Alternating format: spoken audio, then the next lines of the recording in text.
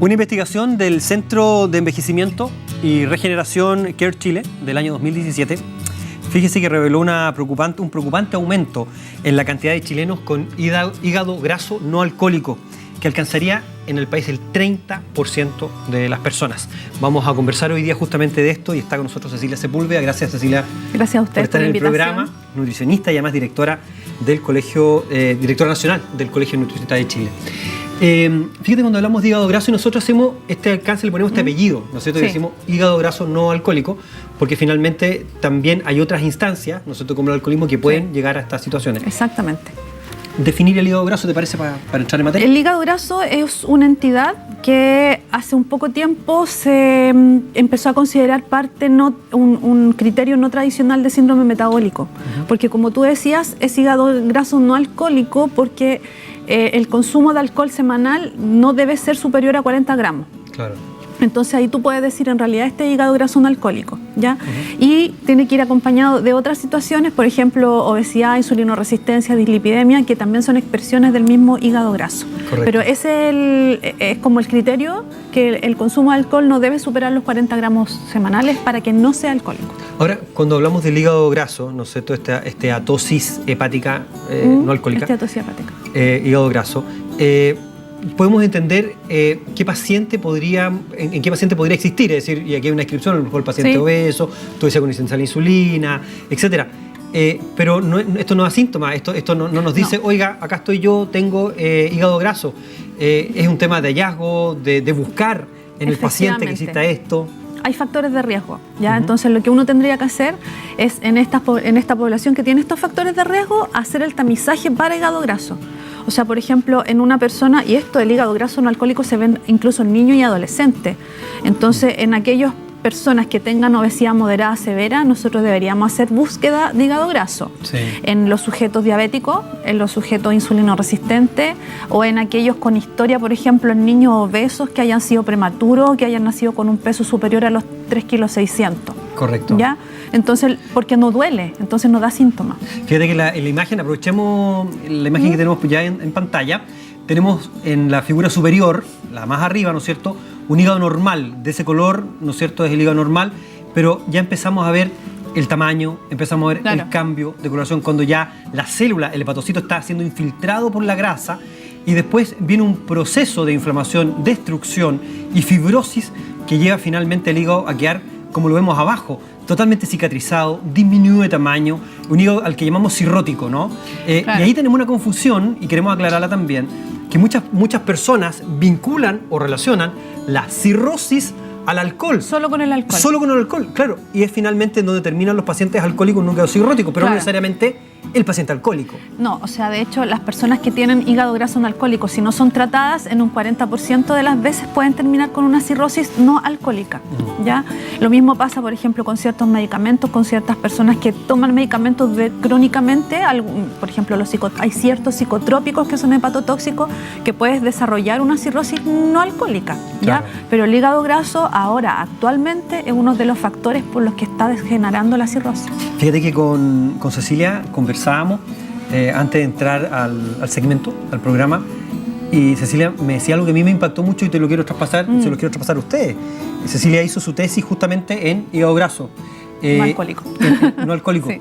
Y sorprendente, Cecilia, lo que tú me contabas de la pesquisa de esto en menores, en niños muy pequeños. Cuéntanos un poquito de eso que a mí me dejó impactado. Claro, el hígado graso, como viene desde la insulinoresistencia, y las personas que tienen factores de riesgo, como yo decía, por ejemplo, aquellos niños que nacieron prematuros, que nacieron grandes para edad gestacional, mayor de 3,6 kg, 4 kilos, 4,1 kg, los hijos de madres que hayan tenido diabetes gestacional, estos niños tienen de alguna forma una predisposición a almacenar grasa en lugares no tradicionales, por decirlo de alguna manera, que no es el tejido subcutáneo, sino que podría ser el tejido hepático y además es lo que se llama grasa visceral. Correcto. Entonces, en un niño que ha sido obeso desde que nació y lleva 7, 8 años con obesidad y que además tiene factores de riesgo, como por ejemplo en la familia hay diabetes, hay obesidad, este niño puede desarrollar hígado graso. sobre todo si tiene obesidad moderada a severa. Exacto. Por lo tanto, no podemos pensar que en un niño obeso el hígado graso no se va a desarrollar, porque sí se desarrolla. Podríamos tener, en base a lo que tú estás comentando, también un paciente o una persona de una contextura totalmente distinta. Podríamos tener una persona que es más flaca, hablamos quizás de un ectomorfo, mesomorfo, es decir, que son flacos o un poquito lo que rellenos. Se llama el flaco obeso metabólico. Exacto. Entonces tampoco confundirnos y que la gente sienta hasta como falsa seguridad de decir, no, pero si yo soy flaco y no tengo ningún problema. Hay que aclarar que en población obesa se va a dar más frecuente, pero el flaco obeso metabólico, exactamente. Exactamente, hay que tener mucho cuidado. Hay que tener y una de las cosas que siempre decimos, esto en los chequeos que usted se está haciendo, ¿no es cierto? Ya puede empezar a aparecer algunas señales que nos pueden indicar hacia dónde está yendo esto. Pero es importante que esto requiere una ecografía, que esto requiere otros estudios también que nos permitan. Y transaminasa para poder llegar al diagnóstico. ¿Sabes qué? En nuestro Facebook, Doctor en Casa, pusimos una... le contamos a ustedes que nos siguen en Facebook que teníamos este tema preparado y pero muchísima gente empezó a preguntar, Cecilia, y me gustaría contestar a través de las pantallas junto a Cecilia las preguntas que usted nos hizo llegar a nuestra red social, a Facebook. Y tenemos, por ejemplo, a Noelia que nos pregunta, según lo que he leído, dice Noelia, el hígado graso no se forma por comer grasa, sino por exceso de carbohidratos y azúcares. Qué buena pregunta. Sí. ¿Y qué opinión tenemos nosotros? Nos pregunta Noelia Saldarriaga. Tiene en cierta forma y razón, porque en general las personas que desarrollan obesidad, que desarrollan insulinoresistencia, tienen que ver con cómo manejan los carbohidratos y los azúcares.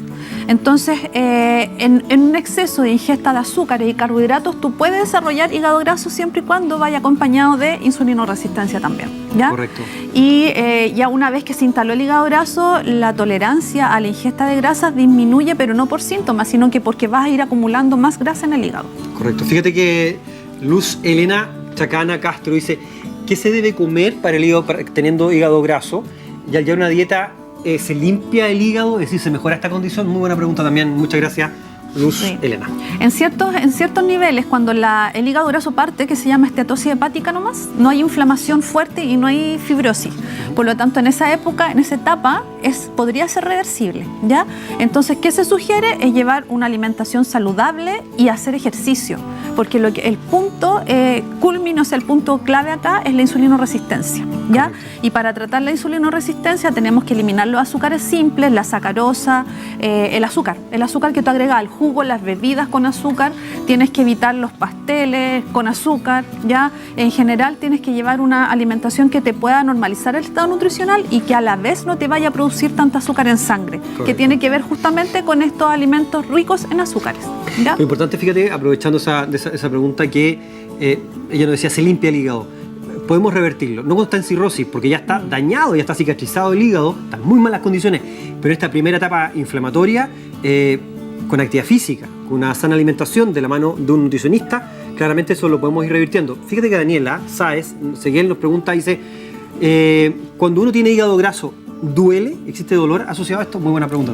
Lamentablemente no duele. Decíamos que es silencioso, ¿no? Entonces es asolapado, por lo tanto, cuando tú empiezas a desarrollar el hígado graso no vas a tener sintomatología hasta que tienes una esteatohepatitis y hay fibrosis. Correcto. Por lo tanto, acá, respondiendo y complementando la pregunta anterior, o sea, hay que sospechar cuando ya tú tienes insulinoresistencia que puedes generar un hígado graso, por lo tanto hay que mejorar consumo de fibras, frutas, verduras para empezar a evitar un poquito desarrollar diabetes finalmente también. Fíjate que preguntaban por ahí, antes de ir al de Patita Gómez, que está acá, fíjate, nos preguntaban complicaciones y consecuencias que puede tener el hígado graso. Si tengo hígado graso, esto puede llevar a algo más. Una de las cosas que decíamos era la cirrosis, ¿no es cierto? Claro. Que eso hay que recalcarlo, y con eso una falla hepática. Y diabetes. Y diabetes, porque la insulinoresistencia es la que va a provocar el hígado graso y si no lo tratas vas a terminar con diabetes. Entonces, sí. Nos pregunta Patita Gómez, dice, ¿podría tocar el tema cómo cuidar el hígado después de una operación de vesícula? Escuché que cuando no hay vesícula, el hígado trabaja el triple. De hecho, yo me operé y siempre me dan puntadas al hígado y también al cuadrante izquierdo. Gracias, doctor, nos dice Patita. La verdad es que el hígado siempre va porque la vesícula es un receptáculo de los ácidos biliares. Exacto. Por lo tanto, el trabajo del hígado lo va a tener siempre, ¿ya? Y siempre va a estar formando sales biliares. Entonces, yo no tengo conocimiento que tenga una asociación entre patología vesicular y hígado graso. Sí, ¿ya? O sea, de hecho, el hígado funciona, muy como lo decías tú, Cecilia, ¿no es cierto? La vesícula es un reservorio del líquido de las sales biliares, ¿no es cierto? La bilis se vacía finalmente por un estímulo del alimento que está llegando al duodeno, y junto con el páncreas lo que hacen básicamente es digerir el alimento y hacer que siga procesándose hacia el intestino. Lo que pasa en este caso es que no estando la vesícula, el conducto queda directo, ¿no es cierto? Y este líquido biliar, estas sales biliares van directamente a producir el mismo efecto, pero no es que el hígado trabaje más por esta razón. No. Dice Solange Aceituno, doctor, ¿tener hígado graso es un factor de riesgo que indica, por ejemplo, un cáncer al estómago? No, pero sí cáncer de hígado. Sí. Sí, no cáncer de estómago, pero sí cáncer de hígado. Por el daño que se ejerce en el hígado directamente, pero no relacionado con el estómago. Tenemos muchas preguntas. Yo creo que con todo lo que hemos dicho, creo que hemos resumido bastante el tema. El hígado graso, entonces, es una enfermedad que afecta a las células del hígado, que se llaman hepatocitos, se llena de grasa, el hígado se empieza a inflamar, puede terminar cicatrizado, totalmente dañado y finalmente llevar a lo que muy bien decías tú, una insuficiencia hepática, pero también a una cirrosis hepática y cáncer.